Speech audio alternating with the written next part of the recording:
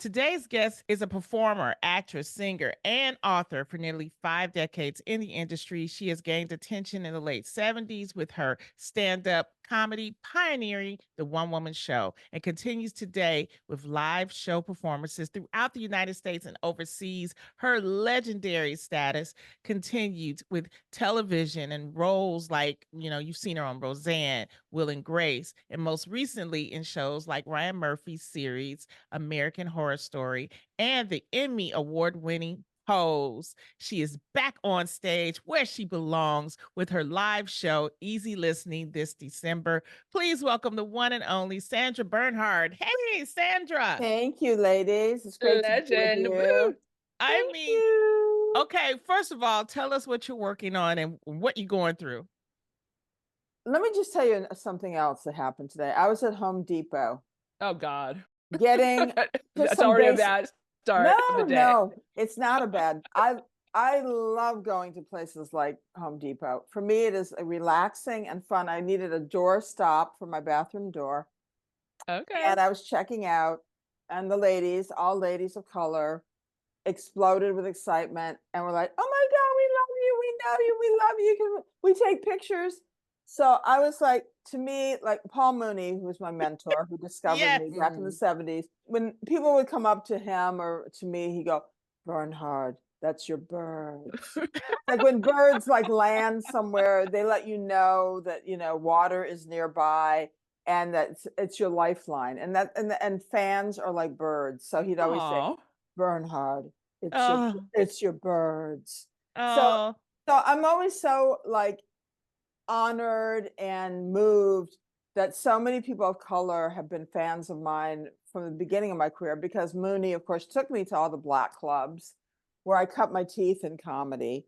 And to me, I mean, we're in a whole moment right now politically, but the bottom line is, without color, we would have no soul and we'd have no taste and we'd have no spice in this culture. So thank you, ladies, for having me on. Oh, oh. please. You know, being a stand-up comic for 15 years, you were one of the ladies that actually inspired me and encouraged me to do it. And just seeing your growth and the way you took the stage is something that is to still be studied and to still through 50 decades, five Dare decades. you? Keep it going, honey. I want 50 decades. From your mouth to God's ears. 50 To decades. be able to work so long, it just shows, Yeah. your talent and what you are Absolutely. about. So, I mean, we are really, really honored. And This to is that point, I just want to add on that as a woman of a certain age as well, who grew up in the 80s and 90s, like you were the badass that I would look at with Madonna, and I aspired to yep. be you, became a writer because of women like you. And, I was on the Connor, so we share a little, overlap in the Roseanne world, the Rosannaverse. So I believe love me, I that. mean, you are a badass and we all look up to you. So color or no color, girl, you got all the culture on your side. I mean, thank you for contributing to culture. And Thank you. we just talked to Marsha Warfield Yes. Oh, about her and Paul Mooney's relationship. And Paul Mooney, I just miss him so much. oh, He's done so much for comedy. So, mm. he was just one of the best, When I lost Paul, well, I lost Paul way before he actually passed away because, he had dementia. Yeah. Oh. So, it was like all those years that I couldn't reach out to him and have him give me his advice and insight and wisdom. But we'd still have laughs because he loved Betty Davis. So whenever we talked, he'd always be watching a Betty Davis film. I mean, I've just been exposed and supported by so many incredible people in this business. It's kind of like everybody I always wanted to meet, many that I've gotten to work with, has far surpassed my wildest expectations. And even those people that I didn't end up really connecting with, but still getting to just be in their realm and their sphere was so it has been just incredible, and it just keeps unfolding, and it's like it's such an adventure, and I never get tired of it. Every time I pack my bags to head to a new city or a new situation, I always meet somebody I like. I always make a new friend, and it's to me, that really is what encapsulates being in this business and keeping it so relevant and so fresh, Mm-hmm. you know, that you just never really get tired of it. And there's always somebody new and fabulous who like just sparks you. I Well, we love are it. happy to have you here. And for today's grown ass topic, ladies, we are tired, exhausted, and honestly too grown for this nonsense. As you step deeper into your own grown ass womanness, the patience of foolishness is gone. Ain't nobody got time to be played or dragged into someone else's drama. But here's the real question: how do you hold those boundaries, find your voice, and confidently say, I don't have time for this? This week, we're diving into the art of protecting your peace, embracing your voice, and owning the fact that sometimes you're just too tired for this nonsense. Let's talk about how to draw boundaries, avoid burnout, and still show up for the things and people that matter. Sandra? You know, I've just found over the years, I mean, you have to do some editing with people. You know, there are certain people who I would have had the patience for in my 20s and my 30s and maybe even my 40s. And now I'm like, I just don't have, once you have a kid too, I mean, Yeah. the business is hard enough, but then you add a child into that mix. And you just don't, you just go, I can't anymore. I can't put up with your bullshit. I can't put up with your demands. And it's not fun anymore for me to hang out with you. So you're going to have to just hit it. I have jettisoned a lot of people over the years. And Wow. I try to do it with love and kindness and generosity because I'm not inherently a mean person. I know I play like tough, but I'm a very emotional person. And Mm. sometimes it's hard to let go of people, but you just go, I can't, you know, because Well, how Yeah. you do it though? I'll tell you what happens. Usually they do it to themselves. Mm, Usually they set themselves up in a way where they have to face that they have let me down and other people down. Mm.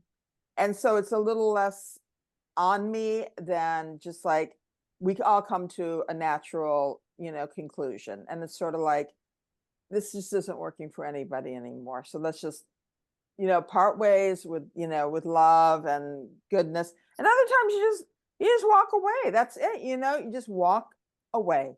But do you think, I mean, I know for me, like when I was younger, like in my 20s, for example, I had to be everywhere. Like I'd have FOMO. Like if you didn't invite me to something, I'd be like, why didn't you invite me? Like I got to be everywhere. I got to be at this party. I got to be at that party. Now it's a kind of been there, done that kind of thing. Like there's no party I haven't been to. There's nobody I haven't hung out with, and I kind of just want to be home and in bed at 10 o'clock watching Marriage Tyler Moore with my dog. Right? I mean, I think it's not. Exactly. Right. I mean, it's just like to get you out of your house at this point has to be something special or someone special, to your point. It has to be a friend who has been there for you. So you're not going to be going out of your way to be with people who have disappointed you. It's all that kind of like what is the hierarchy now of like priorities. Right. Well, it's that for sure. And also, you know, I mean, I think so many people now see what's going on their social media. That's another thing that's changed Right. everything. yeah. So you kind of like, you can make a lot of informed decisions now that I couldn't make in my 20s. When I first moved to LA back Mhm. in the 70s, it was like, first place, there wasn't that much going on. I mean, I was performing every night. And then I was working, I had my day gig as a manicurist in Beverly Hills.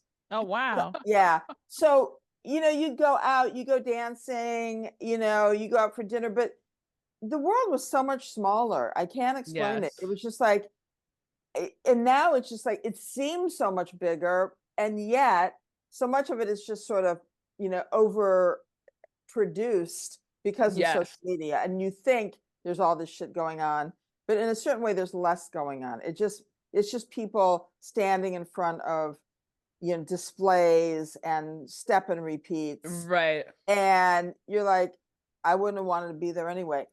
You only have so much energy to go around. That's all I can say. You're a mother.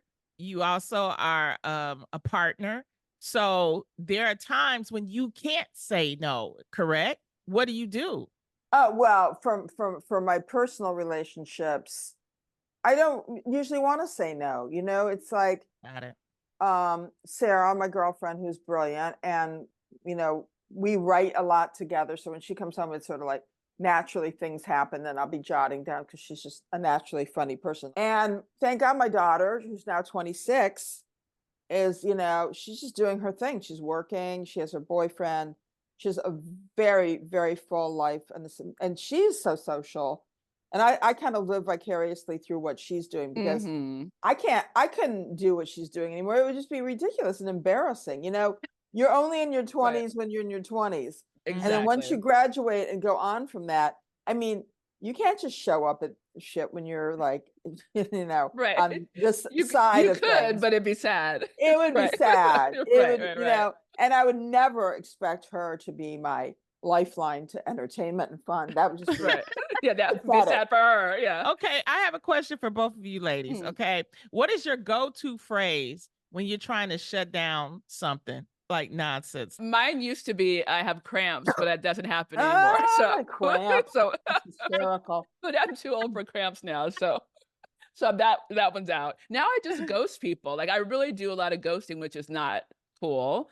But I think, yeah, I ghost, but then I come back. Like I ghost for a while and then I blame work, you know, but I just have to blame work. Yeah, that's the biggest thing. Yeah, but I take a step back first. I mean, I definitely let you know that I'm not returning your texts in a daily fashion. You know what I mean? Which gives you kind of, to your point, Sandra, that when there's people who I kind of need to get distance from, the message is I'm not returning your call or text very quickly, so they know that I need some space from them, and then I come back around. I'm just the opposite. I'll just usually go, oh, hi, honey, I'm just like crazy right now, and I love you, and I'll get back to you real soon. But again, it's like, sweet. I just called my friend Joyce, who I've known since the 80s. We wrote a script together for me and Joan Rivers. It never saw the light of day, but it was a great idea. And I just wanted to touch base with her, and we hadn't spoken. I used to talk to Joyce constantly. And I was just like, I need to just call her. I this texting thing, you know, because you're trying to get in the nuances with text and you can't lay them in, you know, because it turns into a novella. So I just, I'm calling my friend Joyce and checking in. And it was so nice to hear her voice and just like have a download.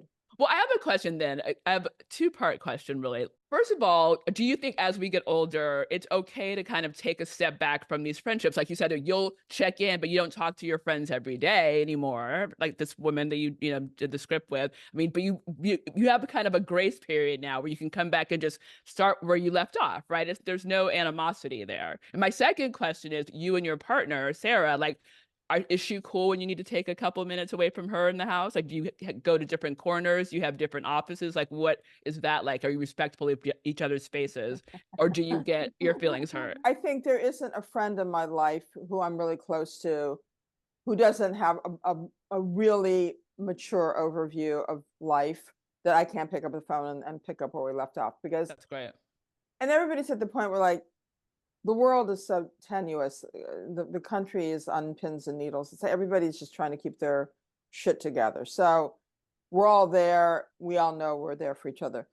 Now, in terms of my partner and that whole thing, you know, it's hard. It's especially hard in New York City because when you're in LA, you have a house. If you got into the backyard, there's more space. There's more places to escape. But the great thing about New York is you can go for a walk and I take George out for a walk, but you know, she works all day long, which is great. So I have the apartment to myself because I need it to write and do interviews and do my thing. So it's kind of the best of both worlds. So by the time she gets home, I actually enjoy catching up and spending time.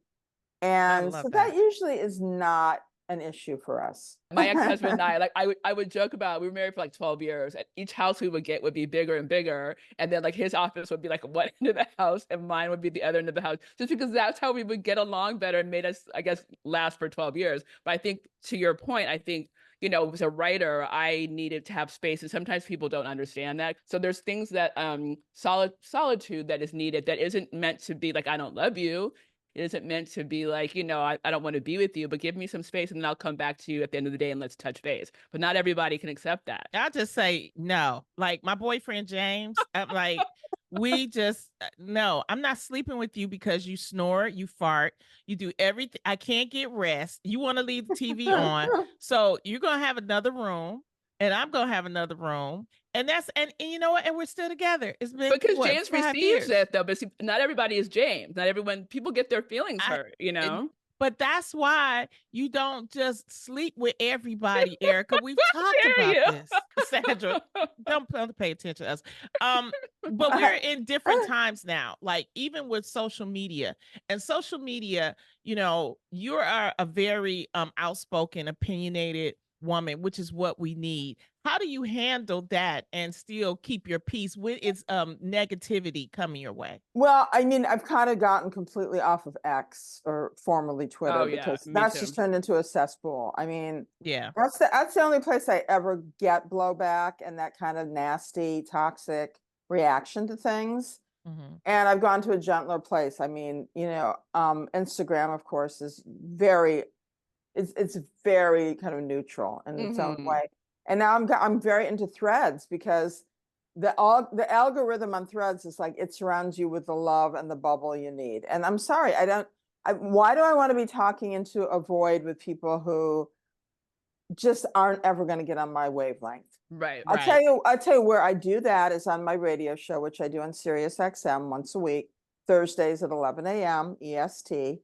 Yes. And that's the place where I reach out to everybody, and I take callers, and people across the country call in, and, of course we filter out the calls, because I don't want to get controversial Right. one-on-one with people like that.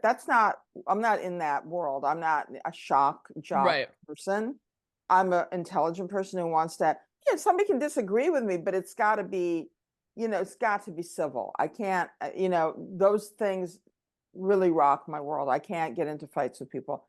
But it's interesting because I reach people that I've never reached before. People call me from North Carolina. They call me from, the Midwest.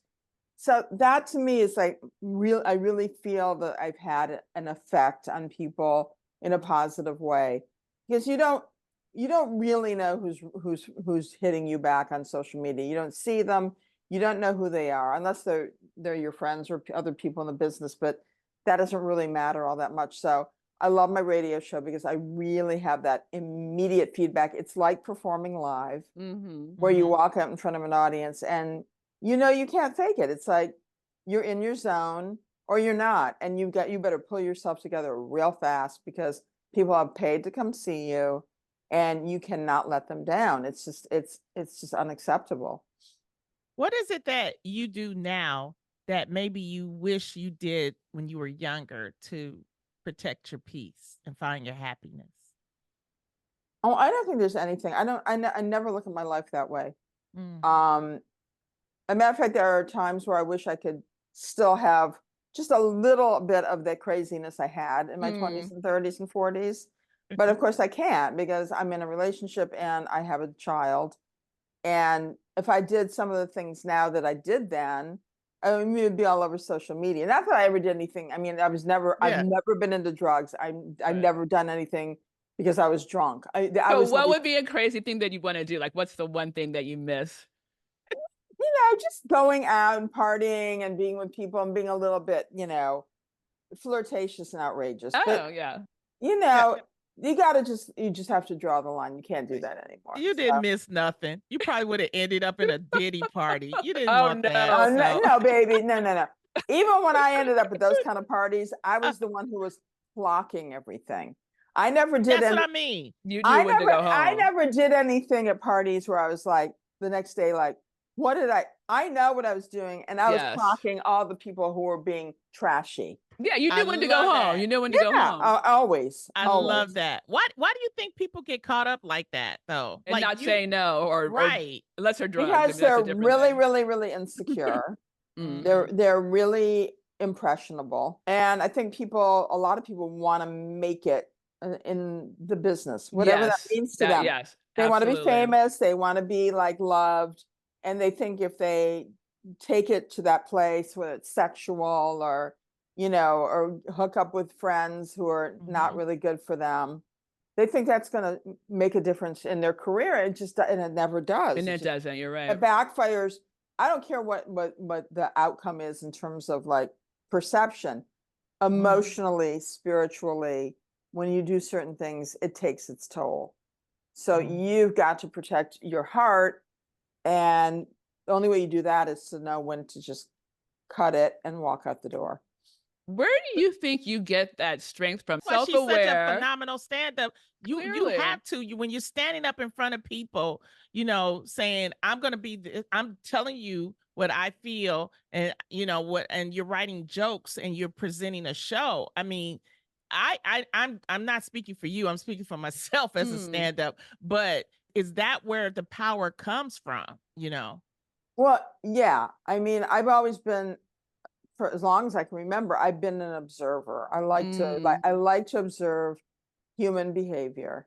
And in order to do that, you've got to be clear and you've got to stand a little bit back so that you can really take things in. And I've always been that person. So I immediately cut out a lot of the shenanigans and crap that a lot of people get sucked into. And I watch people get sucked in. I mean, Sure. I think I was at the Comedy Store the night that John Belushi died. I mean, he came in there and, it was like, I would watch people just get high and fucked up. And I'd go, you just see like chunks of their spirit just sort of missing, and you go, ooh, this isn't going to end well. Do you have any spiritual practices, or religious practices that helped to keep you, Yeah. centered?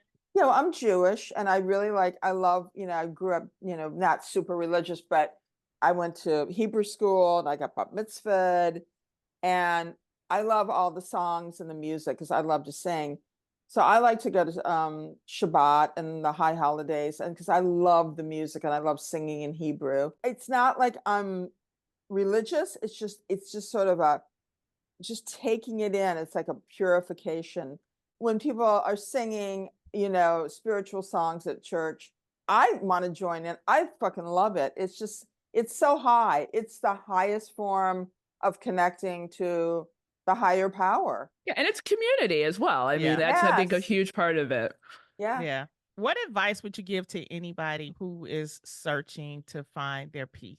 I would say, first of all, breathe. When you watch people, a lot of performers, and this was the best piece of advice I ever got from my friend Lindy Davies, who's an acting sort of guru in Australia. I did a film there. She said, "You're not breathing. You're holding your breath." And we all hold our breath, and it's metaphorical and it's physical and it's fear-based. So I think you start every day by breathing and really connecting your breath to your body and your mind. And when you breathe, you're, of course, you're getting rid of all the crap in your body too. So I think it's a physical manifestation of the spiritual and the emotional. So when you're connecting to your body in that really healthy way, you also begin to ground yourself in situations that usually provide anxiety and fear. You're getting rid of all that and you're seeing things much clearer so you can make informed decisions about who you want to be hanging out with, who you want to love, and who you want to work with as a creative person. It's such a perfect summation, I think, of us as women, because I think, again, as younger women, we weren't breathing, right? I mean, it's like, anxiety. And then like the book Waiting to Exhale, as we become older and grown as women, we learn to exhale, right? Yes. I love that. And before we let you go, can you tell us a little bit about your live show, Easy Listening? Yes.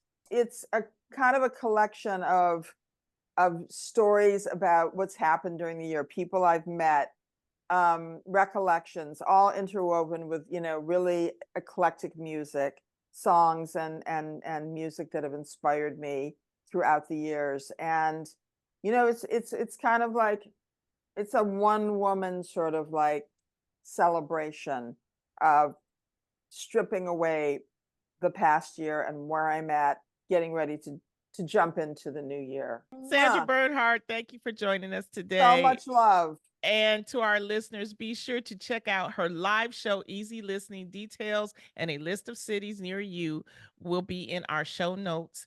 Check Thank out you. Sandra's radio show, Sandyland, on SiriusXM, Thursdays, 11 a.m. Eastern, 8 a.m. EST. And when we come back, we're going to do the takeaway with Lonnie and Erica. This is Grown Ass Women Talking. I mean, how amazing is Sandra Bernhard? Oh, it was great. I mean, what a badass biatch. You're supposed to say now it's time that we get into the takeaway. I'm on my way there. Now it's time for the takeaway. Lonnie, what did we learn today? First of all, didn't you have a good time with Sandra Bernhard? I had the best time. The best time ever. You know, what I love about having different people, grown-ass women, to talk about different topics is that everybody is different and everybody has a different way of, presenting things. The thing that I got from her conversation is that, when you love someone, your piece is different than with your friends. And I totally can understand that because I'm like that with you and James. Oh, you put me in there. Thanks, No. You guys are totally I'm on outside. the other side. Oh. I thought me and James were on the same side. How dare you? Y'all both on the same. I'm gonna ghost both of y'all, okay? I thought you were saying you love me and James. Like both of y'all are over on the side. But seriously though, there are some tips to help you to protect your peace. Sometimes it might be helpful to journal about what needs to change in your life. And, if you don't journal, just jot something down on your phone or maybe do a voice memo, because you have to understand what is happening. Why do you feel the way that you feel? If you're feeling anxiety, if you feel like you're doing things like you're drinking excessively, or maybe you're doing some drugs or something to get away, that means that your peace is not being protected. And protecting your energy isn't just saying, it's a way of being. Understand that. And so that's what I got and I took away from what Sandra was saying, is that she has been in this business for so long, Erica. And this business can be so hard, especially on females. But for her to still be standing, for her to know who she is and what she wants, she understands, where her peace lies. And so I just think it's phenomenal. Well, can I tell you what I got out of this? What did you get out of it? First of all, both of you guys are badass bitches. And this whole comedy world, I could never. I mean, yeah, I'm a comedy writer, but the stand-up part, and I love how you brought that into, Sandra's story, because I do think there's a superpower there that we mortal women don't have, for sure. But I also think, ironically, the power of yes is something that you both have, even more so than the power of no, because Sandra very much. Well, listen, see how I flipped it on you? See, Sandra is very much the person who was like open to meeting people and experiencing things. That's a yes. And I know my Lonnie Love likes to say yes to even to me once in a while. So I think that no is a good barrier, and boundaries are important, but being able to say yes to experiences and adventure and challenges is what I see in you and Sandra. And I applaud you for that, for the power of yes.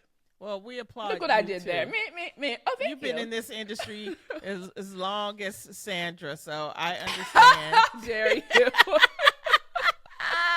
Listen, don't be talking shit about my Sandra. No, I'm kidding.